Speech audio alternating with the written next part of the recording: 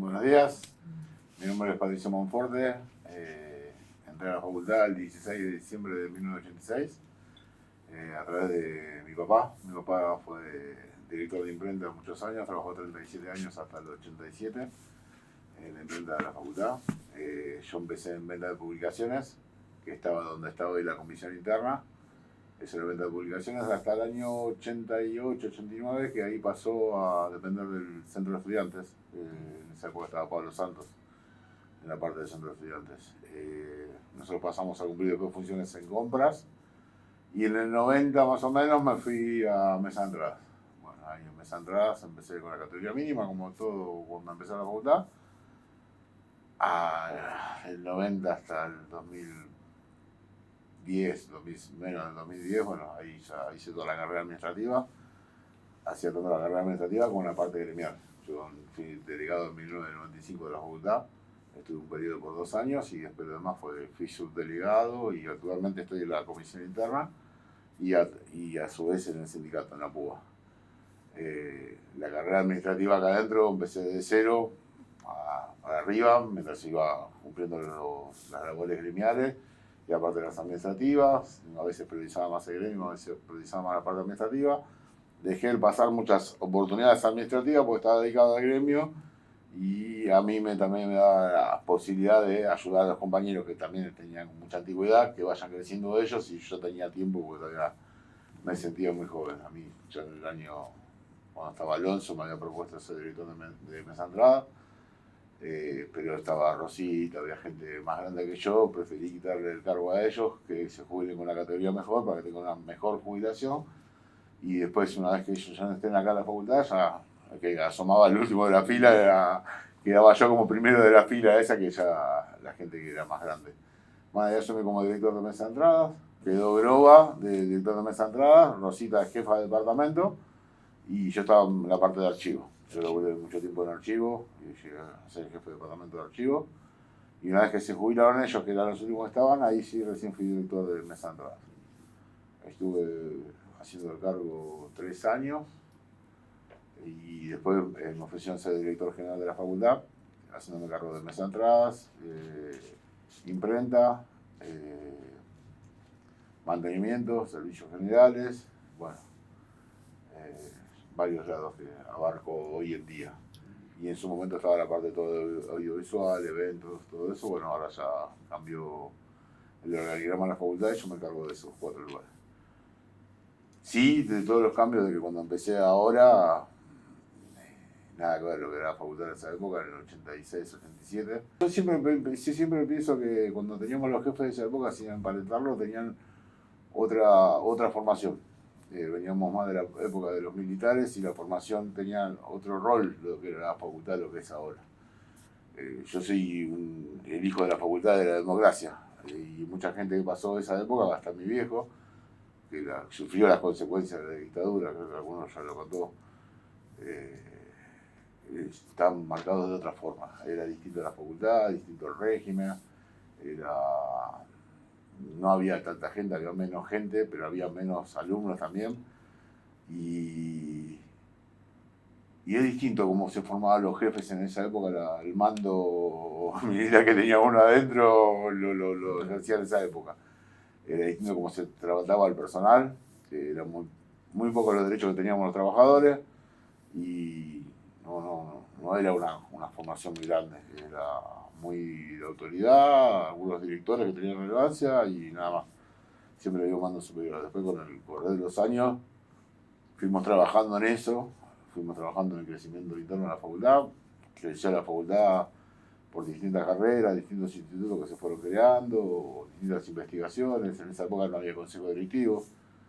Después, con el tiempo, empezó el consejo directivo de nuevo, porque los militares lo habían cortado. Y se fichaba y tenía un régimen laboral que era muy distinto a lo que tenemos ahora. Pero siempre tirando para adelante. Uno fue creciendo con eso, fue aprendiendo de esas cosas. No reniego de ningún jefe que tuve, todos se giraron de su forma, uno se va haciendo de acuerdo a lo que va viendo. Me pasa a mí, me pasará con mis hijos, me pasarán con mis nietas, ¿me entendés? El abuelo era una cosa y bueno, otro tiempo va a ser otra cosa, pero Siempre crecimiento, siempre tratando de... Fui también director del centro de capacitación de los no docentes en la facultad, allá por el año 98, que se empezaron a crear cursos de capacitación para el personal nuestro, y que hoy mismo se empezó a retomar con la comisión interna, con Patito, con Celeste, con Pablo, se están haciendo nuevamente cursos, se retomó eso que teníamos antes, y bueno, se empezaron a hacer cursos más de capacitación ahora. Y fue un periodo de adaptación y de reforma dentro de lo que éramos nosotros. Y más cambió la forma de trabajo, que se creció. Yo me acuerdo del mes de entrada laburábamos con un libro. Vos tenías la atención al público y venía una persona, te presentaba una nota y tenías que cargarlo en el libro. Del libro tenías que mandar a la máquina de escribir, cargar la tarjeta, después eso mismo se archivaba y hoy hacer todo a través de mail, a través de un sistema de seguimiento que es online. Ya toda esa parte del mano a mano con la persona, el face to face, se perdió. Y era distinto. Antes nosotros por día teníamos 600, 700 expedientes que entraban. Había un reclamo de nota de los alumnos, se canalizaba todo a través de mesa de entrada y tenía fila para reclamo, y veía 5 o 6 hojas del libro que teníamos ahí abajo, que eran todos de lo mismo, ¿me entendés? Bueno, después se fue como dividiendo las tareas, ya cosas que tenían que ver con alumnos, recibía alumnos, no de esa forma de expediente, sino se canalizó a través de otra forma. Teníamos el tema de los concursos, que en una época se habían desaparecido los concursos de la facultad y creo que hace un par de años se retomó un poco. Y el régimen laboral era distinto, era muy controlado. Yo me acuerdo, siempre tengo una anécdota, yo el primer año que entré a trabajar a la facultad quedé cesante por llegadas tardes. Nosotros fichábamos, yo entraba a las 7 de la mañana y tenía hasta 7 y 10 que tenía temprano, 7 y 11 de la tarde, 7:31 no podía fichar. Y llegaba, se atrasaba el colectivo, de algún problema que tenía, llegaba a 7 y 11, llegó un tope de llegadas tarde y me plantaron la cesantía. Y a mí, a un montón de pibes más, que habíamos entrado a esa cámara del 86, diciembre del 86. Bueno, me reincorporaron, ¿me entendés? Y acá estoy, hace 31 años en la facultad. Que no un problema de fichaje, sino también un problema de eficiencia dentro de lo que era el laburo. Yo me acuerdo de la pibe y capaz que hacía 1 año y medio que estaba en la facultad y hacía una licitación para un montón de gente. Y recién había entrado a la facultad y capaz llegaba tarde y eso más me condenaban la llegada tarde de que lo podía rendir después. ¿Me entendés? Sí, tenés que cumplir el horario, ¿me entendés? Pero esa exigencia tan tácita era complicadísima para nosotros. Además, veníamos a donde está ahora la isla, teníamos allá atrás, teníamos personal. Y nosotros veníamos corriendo para llegar al reloj y te hacía tac, tac, tac. Y cuando cambiaba, llegaba, decía tarde, pum. Y tenías un minuto tarde y sonaba. Y eso te condicionaba después con el tema del laburo, ¿viste? Porque decía, y ya llegué tarde, ya no entro, o te pasa cualquier cosa, y bueno. Y también era el control con respecto me acuerdo, me ha pasado en un paro general que hubo acá en el 87, que pedíamos el jalafón, pedíamos el estatuto y un montón de cosas, que también me condicionó por eso. ¿No? Decía, o la parte lineal o esta, o guarda con quién andá, o guarda con quién jugá.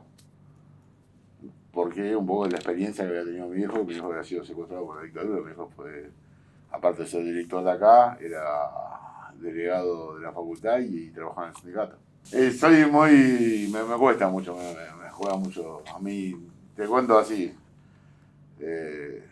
sabíamos que algo iba a pasar. Mi hijo siempre le decía a mi mamá, yo era chico, tenía 10 años, y me decía, sabía que, viste, esas conversaciones que tenían los padres que uno siempre escucha un poquito.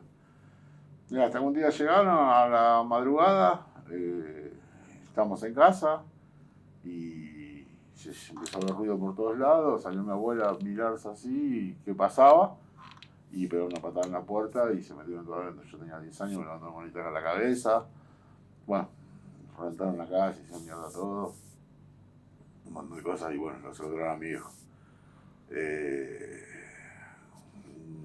Jodido, yo todavía lo tengo en la cabeza cuando me levantaron, las consecuencias que trajo mi abuela con mi vieja, que mi vieja a raíz de eso fue causó una enfermedad interna que con el correr de los años que falleció. pero mi hijo tuvo 10, 15 días, más o menos 15 días secuestrado, después se dio cuenta porque nosotros teníamos un reparto de diario, aparte de lo que era la facultad, en el tren Belgrano, y en esa época, cuando hacía recorrido, el tren descendía a la velocidad por un lugar, pasaba despacio y después seguía. Y mi hijo estando adentro lo escuchó, sabía dónde era, y cuando fue a hacer el reparto de diario, mi hijo, después que salió, después se recuperó, tuvo un tiempo mal, siempre estuvo mal mi hijo después de todo eso. Todo marcado las piernas, un montón de cosas. A él y a Arcilio Villar fueron los que secuestraron a una docente de acá. Arcilio no está más, el señor desapareció. Y mi hijo estaba en el gremio, no sé. Viste, trabajaba en el gremio en esa época, era una cosa horrible. Después se dio cuenta mi hijo con el paso del tren, que miró así para el costado, un día iba con el tren, así, baja la velocidad, no se da cuenta, el otro día pasa a mí, baja la velocidad, y así me al costado y le la ESMA. Y ahí estaba en la ESMA. Si lo acorto todo lo que fue, porque es muy largo, como terminar hablando más de esa cosa que a mí me cuesta hablarlo, pero a mí me marcó definitivamente de los 10 años en adelante, sin rencor, sin nada, pero con mucho cuidado con un montón de cosas. Y el hacer gremialismo en eso era, te va a pasar lo que te pasó a tu viejo. Digo, si mi viejo lo hizo, yo también lo quiero hacer, yo lo quiero mucho a mi viejo y yo hago que hacer lo que siento. Y lo sigo sintiendo, lo sigo haciendo. A mi papá le habían dejado cesante, le habían dejado cesante.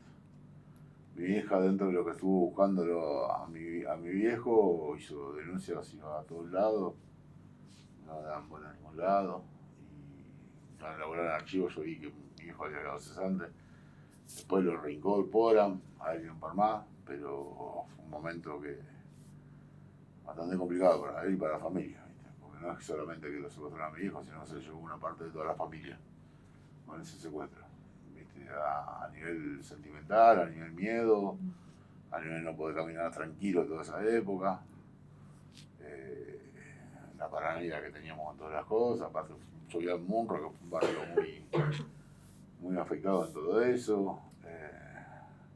Sí, no fue lo mismo, mi vieja no fue lo mismo, a los 6 años falleció, todas cosas internas, que mi hija nunca dijo que era por eso, pero uno cuando va creciendo te da cuenta que fue todas cosas internas. Sí, mi hermana había quedado media tartamuda en ese momento. No, fue difícil, Aparte estuvo en el juicio, está en el juicio mi viejo, lo nombraron a mi hijo, al tipo que lo secuestró, que dentro del grupo ese que manejaban ellos, que era el que manejaba todo, fue condenado, todo. Una parte de alivio fue, viste, pero bueno. Yo con una compañera que de la generación de mi viejo, todo. A mí me conocía de chico, venía a casa, iba a acompañar acá a la facultad. Un día, para hacer el trámite de jubilación, me pide el legajo, y después se buscaban los archivos, toda la bola, y bueno, no quería agarrar el legajo de ellos, así estaba, ¡pam!, sellado humo, subversivo. Cuando se lo voy a dar así, lo veo, y me mira, y la guardo, y yo no me equivoqué, me dijo, dámelo, Patricio, dámelo, y se puso a llorar, me abrazaba. Como estaban marcados los compañeros ahí adentro, que si vos no se pone a fijar todos los legajos, claro, y hay muchos legajos que buscamos, cuando fue el aniversario de la facultad, a los 100 años, que no estaba. El legajo no estaba ni el legajo está marcado. Si vos tenés que fijar uno por uno los legajos, hay que fijarse uno por uno y es complicado, no hace fácil. Y había legajos ensobrados, y sabíamos que esa gente había pertenecido a los servicios, había trabajado lo que fue la dictadura. Hubo un montón de cosas, gente que pasó por el archivo, no personas no docentes, sino autoridades que se han pedido el tema del legajo, ¿viste? Yo soy medio celoso por el legajo por todas las experiencias de eso. Y bueno, ha pasado eso. Hay legajos que desaparecieron y hay legajos que archivo, muchas cosas. Sí se empezó a desglosar, después con el tiempo, con el tema del personal, docentes, que ellos agarraron una parte más activa, los docentes y docentes, y bueno, ya se fue cambiando un poco el tema del archivo, y un poco cuando empezó el CBC. Empezó el CBC, empezó a perder documentación, porque la documentación en sí la presentaban en el CBC, y nunca la mandaban después para acá. Entonces hay un bache grande con respecto a la información. 13 al 89 no teníamos nada de esa época. Y después de a poco, cuando fueron profesores acá, y se fueron haciendo los legajos, todo, pero una época grande que no hay en la facultad. Eso lo tenía el CBC. Estamos muy apelados con el tema del archivo. Y más que ahora se digitaliza mucho, viste, ya es distinto. Nosotros todavía tenemos archivos legajo con papel distinto al que era ahora, ¿me entendés? Agarramos los primeros legajos de la facultad que venían de Carlos Pellegrini y tiene un papel hermoso y hacían caligrafía, pero veías los legajos estaban todos escritos así, con ese papel. No me acuerdo si se llama. La intención era que buscar, en esa época se hablaba con los jefes de departamento, ver a dónde podemos llegar a orientar para dónde iba la facultad. Curso de Derecho Administrativo, curso de Oratoria, curso de Redacción Administrativa. En esa época se usaba todo el tema de bajos, biblioteca, calificación de los libros. Se iba buscando de acuerdo a la necesidad de cada cosa, porque en sí, no es que todos somos especializados cuando entramos a la facultad a trabajar. Claro. Después uno se va formando dentro de lo que es la facultad. Y bueno, uno, más allá de que uno le va enseñando todos los días, también necesitas un poquito más de la parte docente para llegar a eso. Y bueno, se iba fijando de acuerdo a las necesidades y a lo que marcábamos nosotros en la facultad, no solamente específicamente del laburo, sino de otras partes que teníamos que hacer cursos que nos servían a nosotros como para que la gente empiece a ver otra cosa. Y también lo que te servía era que vos hacías esos cursos, no era direccionado solamente a un departamento, sino que tenían la prioridad de esos departamentos, pero podían hacer los otros. Y vos también podés descubrir que te gusta eso o no te gusta eso para pedir el día de mañana un cambio de oficina. ¿Me entendés? Para ver si yo lo que estoy haciendo acá me sirve a mí o no me sirve. ¿Me entendés? Si yo me siento cómodo o no me siento cómodo en el laburo. Lo que se buscó es que, más allá de que sea un laburo, que sea cómodo y que se sienta que se puede cambiar un montón de cosas dentro de lo que es el trabajo. Era más que todo era por conocimiento. Sí, insistíamos a los jefes que manden a capacitar a la gente. Y desde el gremio conjuntamente con la UBA, por ahí más o menos, cuando estábamos en facultad se empezó a diseñar. Empezó como la TAU, empezó así, igual que después el SAD, el secundario a distancia, y ahora está la LIBU, la licenciatura. Pero se empezó desde acá de facultad. Vamos a ver. La gente le interesa los cursos de capacitación. Es bueno eso, es bueno. Hay gente que le pone todo a lo mejor, hay gente de curiosa y gente de ver dónde está parada, pero bien, hay muchos compañeros cursando. No es masivo, pero al ser la UBA casi 13.000 no docentes, cuando tiene una cantidad así seremos docentes, uno ve los jueves que hay acá cursos y si en los cursos se dan en el patio Club hay mucha gente de distintos institutos. Y está bueno, hay gente que se va superando, está bueno. Dos cosas, uno para capacitación personal, y esa capacitación personal te sirve para crecer dentro de lo que es el laburo. No es que vos tenés la LIBO o la TAU te van a dar más categoría, no, a vos te sirve para el día de mañana tener esa tecnicatura. Y le sirve en el sueldo, porque tiene una adicional en el sueldo. Está reconocido. Menos que un título universitario, pero es un título terciario que es válido. Sí, es plata. Sí. Uno le da potestad a cada jefe para designar las categorías y después para confirmar esa categoría hay concursos. Vos tenés el cargo transitorio hasta que sea el concurso. Una vez que sea el concurso, bueno, ahí lo tenés definitivo. El radiafón era el 2213, pero era de los viejos, de los 80 y pico. Y el convenio colectivo es del 2003. Ese es el que nos dio más identidad a nosotros. Entonces en esa época que estaba el escalafón, estaba el convenio, en el año 2000, justo ayer fue el locro de Apúa. Y justo hablamos con una gente más vieja, que lo conocemos un montón, la facultad, la UBA en general, y lo que era en esa época, en el 86, 87, 90 y pico, cuando fue la época de Menem, convenía ser más pasante acá en la facultad que personal de planta. Nosotros cobrábamos 350 pesos y un pasante cobraba 500. Y vos al pasante en esa época le decías para pasar planta y te decía que no. Ganaba más un empleado de McDonald's que nosotros. Y mi categoría, yo tenía categoría, suponete, cubo de las bajas, y la diferenciación con el que tenía arriba eran 20 pesos, 30 pesos, 40 pesos, y daba lo mismo mantener estar abajo y tener un cargo de jefatura. Había muy poca la diferencia. Sí,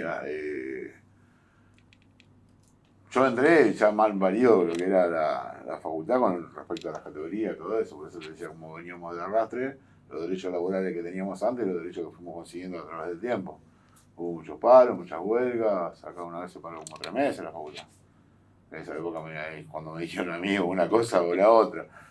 Y con corte que no se podía entrar a la facultad, se tomaban clases en la plaza. Estuvo bastante pesado, recién pudimos sacar una parte de todos los reclamos. Después se fueron creando, ya la UBA ya tenía otro perfil, ya era más abarcativo, con el trato de que había más apego entre lo que eran las autoridades en la época de Yuberov, cuando estaba terminando Yuberov, a lo que era el sindicato. Entonces hubo un poco más de acercamiento y se fueron haciendo cosas, y después con los distintos rectores que hubo, se fueron logrando hasta se logró un estatuto. Nosotros no teníamos estatuto dentro de la UBA. Y ahí se empezaron a reglamentar un montón de cosas. Vos, el famoso 4.1 que se toma acá el personal, ese código es de la época de los militares. Claro, y quedó como 4.1. Si vos decís que es un día que te tomás, es un 101, que es distinto. Pero vos le hablas con la gente vieja, todos decimos 4.1 porque ya está vencido, pero de esa época. Y después con el correr del tiempo, creo, se fueron consiguiendo cosas, se fue abriendo un poquito más la brecha, pero con adicionales, no con el que era el sueldo real. Yo me acuerdo que cobrábamos de ahora 100.000 pesos, pero cuando cobraba el aguinaldo cobraba 5.000. ¿Por qué? Porque toda la plata era en negro. ¿Me entendés? Y entonces la gente que se jubilaba con 2 mangos, porque la mayoría de los aportes eran todos negros. Bueno, después eso fue cambiando hasta el 2003, que fue el convenio colectivo, en la época de Kirchner, y se consiguió el convenio colectivo, y ahí se ampliaron los derechos, más allá de las negociaciones internas que tiene cada sindicato, cada asociación en el país. Nosotros dependemos de la FATUM, que es la Federación Argentina de Trabajadores Universitarios, pero a su vez tiene cada asociación, cada universidad tiene su asociación. Bueno, nosotros a través de APUA internamente se consiguen un montón de cosas que fueron plasmadas después dentro de lo que fue el convenio, y por paritaria local tenemos un montón de cosas que no tiene el convenio. Y ahí sí se empezó a marcar el tema de la diferenciación de categorías. La relación de la categoría baja a la categoría máxima es 1:3. Antes no tenías eso, antes tenías 1:1,5. Y bueno, fueron de la categoría que la mínima es la 7 a la 1, está esa diferenciación. Y eso nos convenía, tuvimos buena época, que se ganaba buena plata acá. Bueno, y después nos está pasando ahora que nos estamos. Yo creo que estamos mejor pagados de lo que fue aquella época, con el respecto al sueldo. Pero al pincharnos tanto, ya la parte de abajo se está haciendo mucho. Eso es lo que pasa. Ni un director me gustaría cobrar más, pero nos pasa todo. Sí. Pero más me preocupa la jubilación, ¿viste? Al tener un tope de jubilación, eso es complicado. Es complicado. Algo pasa con la calificación del personal. Yo doy una parte de mantenimiento, si quiero traer un electricista matriculado, y si yo con lo que ganaba, yo en 2 días me lo hago en el laburo. Claro. Y ahí vas en desmedro de lo que era la universidad, vas terminando bajando la calidad. Claro. Entonces, por eso la necesidad de hacer cursos internos, como para que la gente empiece a capacitarse sobre estos temas. O si no, chanchamos, nos quedamos ahí y nos aplastamos. Un Videla, los primeros consejeros no docentes del personal. Tenemos voz, pero no votos. Sí, es un arreglo que hubo en el rectorado, el Consejo Superior, que después se fue dando a cada consejo directivo. Creo que hay 1 o 2 facultades que tienen voz y voto de los no docentes, sí. Filo y otro más. Pero no a nivel general. Sí. Tiene que ver un poco por el tema de dónde estamos nosotros parados, de dónde vamos. Nosotros muchas veces armamos las comisiones y convocábamos a compañeros de distintas áreas que tengan que ver con el tema. Entonces, no es que la parte académica, la parte de investigación, todo eso nos exceda a nosotros. Nosotros convocamos a cada comisión gente nuestra, como de investigación o de académica, todo gente que tiene que ver con el tema. Y sí, yo estoy a favor del cuarto testamento, sí, siempre estuve a favor, siempre estuve a favor. Y no me quejo de la coyuntura que tenemos ahora política en la facultad, porque se trabajó mucho para eso, trabajar los 4 claustro juntos. Ya hace rato que estamos trabajando, costó, pero bueno, somos parte de una mesa de negociación cuando competen muchas cosas de lo que es la facultad. Eso sí, sí, ya tener cargos nosotros que la mayoría de los cargos directivos son personas no docentes. Antes no pasaba en la época militar. No pasó durante mucho tiempo. Ni los militares ni post-militares. Hubo un tiempo de cambios muy grandes en la facultad. Yo pienso que acá en el 2000 empezamos 90 y pico, 99, por ahí, empezamos a tener más experiencia los trabajadores. Ahora teníamos el patrón de estancia que manejaba todo y era eso, era eso. Hay facultades que te pasa, no hace muy poco que te pasa un lugar como veterinario, tenía la gente del campo de este lado y la gente administrativa de este, una asamblea. Pasa eso, te pasa, porque está así. Yo pienso que la consultura acá adentro es muy fuerte, se creció mucho tanto en los docentes y como se le dio participación, que los docentes también piensan y también hacen un montón de cosas. Fue cambiando la mentalidad. No tengo problema que entre gente que sea de afuera, no hace problema. Y además, hay gente que no tiene que ver que familiar, no es que somos todos familiares sí o sí. Hay un montón de gente que no es familiar o que no tuvo una herencia no docente y está trabajando. No me preocupa.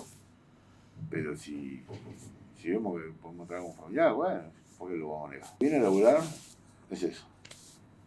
Y cuando también es conflictivo, cuando uno le dice que tengo una persona familiar de uno laburando ahí, o uno conocido, decir, fíjate, pues no está haciendo nada. Te aviso una, te aviso dos, y la tercera, si no puedo hacer más nada. Y también queda esa malo con la persona familiar. No que uno se compra un familiar de alguien y se tiene que casar con esa persona. Si vos ves que el laburo vamos todos para un lado y esta persona va para otro lado, no, o que busque otro lugar dentro de la facultad para capaz que no estar cómodo en ese lugar para trabajar y capaz que lo controlado pasa a ser un fenómeno. Yo no fui un fenómeno, pero salí de compra, pasé a mesa atrás y llegué. Porque no era mi lugar. Porque no me sentía cómodo. Más allá que el laburo lo hacía. Pero si vos haces el laburo y después te terminas condicionando porque ya es un minuto tarde y bueno, ya, viste, yo mucho me cambió así, después cambié, fui papá y me cambió un montón la vida, eso me noto con otra responsabilidad. También. Pero uno trata de ayudar a todo el mundo acá dentro de la facultad. Nos conocemos todos, uno da mil oportunidades dentro de la facultad. A mí siempre me dijeron, la puerta es otra abierta, o la mirás por la cerradura o la abrís. Y yo lo veo de ese lado. Si yo quiero progresar, no voy a mirar por la cerradura. Voy a tratar de abrirla para entrar. Y si no quiero progresar, quiero quedarme ahí, voy a mirar por la cerradura. Y eso depende de cada uno. Como decía un filósofo, después de todo tú eres tu única muralla. Si no te saltas, nunca darás un solo paso. Pero bueno, depende de cada uno. Esto como todo trabajo. Depende de si te capacitas, no te capacitas, más allá de ser familiar o no. Porque no es que vos sos familiar y mi hijo labora en imprenta. ¿Vos lo conocés a mi hijo? ¿Te lo nombré alguna vez con respecto a...? Y mi hijo es jefe de una parte de imprenta, por la capacidad propia. Señora labora en San Isidro. Yo ni hablo, preguntale al profesor de San Isidro que es mi señora. Y no dicen la mujer de Pato. Si hizo su propio camino. Yo era el hijo de... Y ahora, después de un tiempo, fui Pato, ¿me entendés? Pero no, sin renegar que era el hijo de... Sí. ¿Me entendés? Porque lo adoro y lo extraño a mi viejo, pero uno después tiene que ir creciendo porque vas formando generaciones. Yo ya tengo nietas, todo. Y si tenés que ir para adelante, tenés que ver un montón de cosas, ¿viste? Yo lo recuerdo, lo tengo presente siempre a mi viejo, pero no es que voy a hacer lo mismo que hizo mi viejo. Sí, seguir los pasos de mi hijo con respecto al gremialismo, con respecto a ser no docente, que se lo voy a agradecer toda la vida.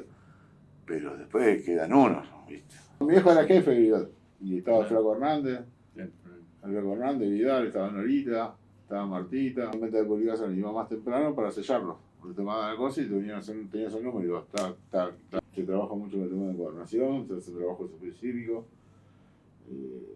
no es la misma imprenta. No, aparte las máquinas no son lo mismo. Mismo, vos te das cuenta con el diario, ya no es lo mismo el diario de ahora que lo que era el diario anterior. Cambió todo la zona digital se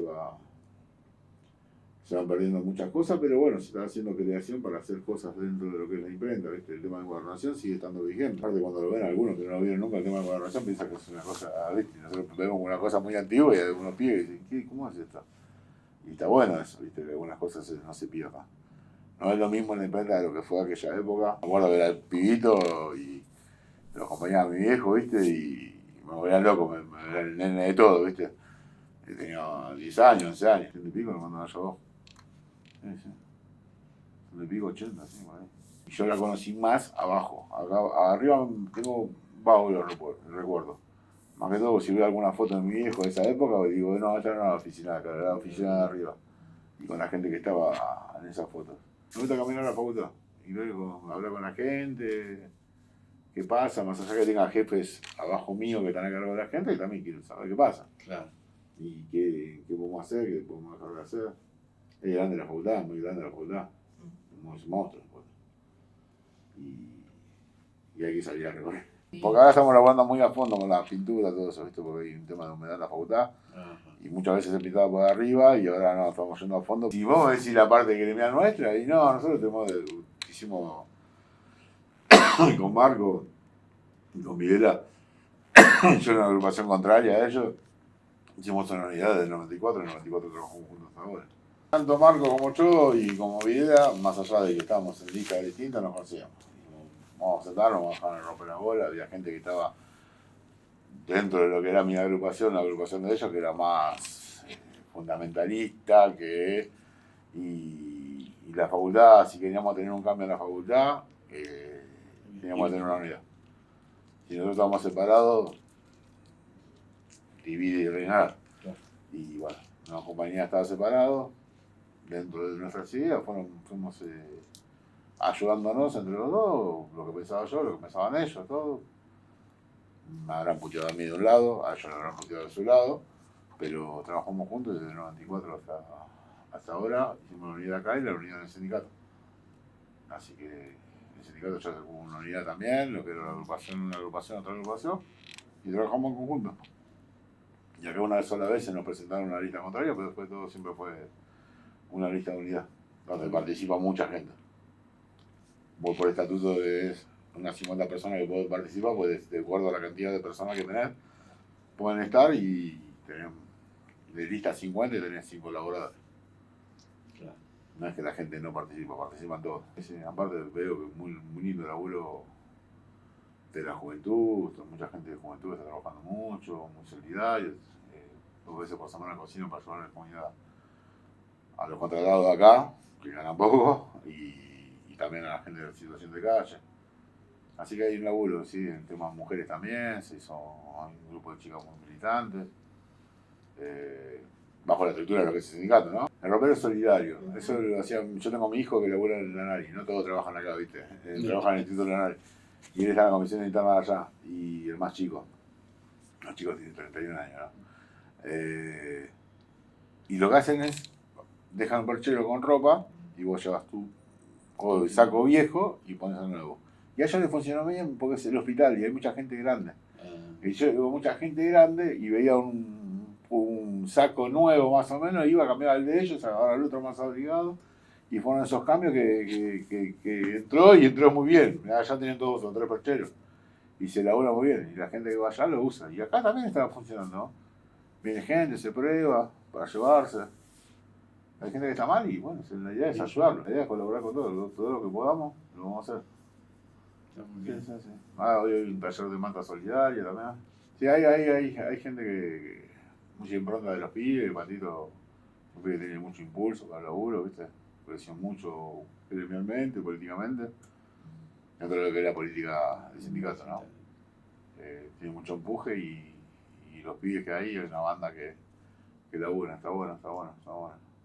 Está bueno que uno vaya dejando esas cosas para que otros vayan tomando la posta, ¿no? Que creo que es el mejor trabajo de cada uno, ¿viste? El tema de que cuando uno se vaya de acá, que queda, no tenga que llamar por teléfono, sino que lo pueda hacer. Y esa es la idea, si podemos llegar a lograr eso, que el día de mañana no se extrañen tanto y que sean ellos los que tomen la posta, mejor. Yo tengo ese pensamiento. Yo el día que me vaya quiero que esté al lado mío, o que en un lugar mío, que sepa hacer el laburo que yo ya hice. Más que todo no olvidarme de la gente que estuvo mucho tiempo acá en la facultad, la gente que la pasó mal, la gente que no la pasó mal, pero colaboró en todo esto. Me parece que somos todos parte de lo que es la facultad hoy. Para llegar acá donde llegó el no docente, dentro de lo que es la facultad hoy en día, que creció mucho, hubo mucha lucha, mucho trabajo, mucha gente que colaboró, que no pidió nada a cambio y que estuvo. Así que le agradezco siempre a esa gente, uno no se tiene que olvidar y bueno, y seguir una universidad pública gratuita, de calidad y que no se corte nunca. Que ese es que es lo que quiero yo para mis nietos y para mis bisnietos. Y que se la respete.